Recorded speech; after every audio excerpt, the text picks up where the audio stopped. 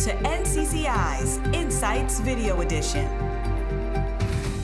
Thanks so much for joining us here at NCCI's Insights Video Edition. I'm Sheila Fordson. In this episode, we'll be joined by Laura Kersey, NCCI's Executive Director of Regulatory and Legislative Analysis. Laura will be discussing NCCI's 2020 Regulatory and Legislative Trends Report. Here's more. Laura, NCCI has produced the Regulatory and Legislative Trends Report for quite some time now. Can you talk a little bit about the history of the report and why it's produced? NCCI has produced the Regulatory and Legislative Trends Report for over a decade now.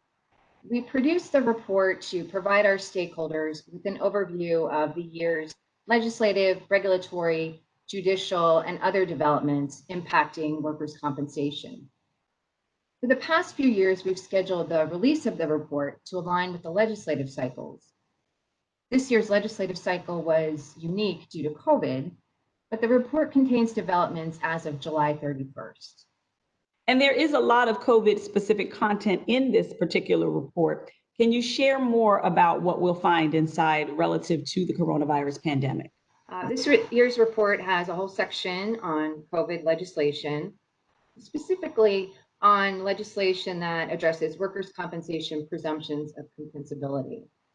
So far, 8 states have passed legislation establishing workers' compensation presumption of compensability for COVID-19 for certain workers, and at least a dozen other states have proposed similar legislation. The report also notes that 11 states have issued executive orders, emergency rules, and directives, either establishing a presumption of compensability or addressing the issue of compensability for COVID-19. And I think it's important to note that many of those state bills and regulations contain sunset provisions. So they're really only in effect for a certain period of time.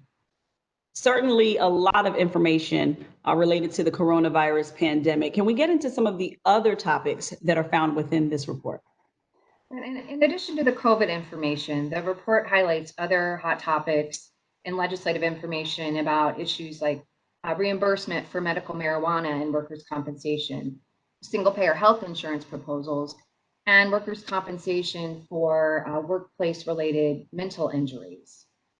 The report also includes sections that are broken down by zone or region of the country and includes summaries of all of the enacted workers' compensation legislation, interesting court case updates, information about new administrators, and actuarial information like the average changes in loss costs and rates.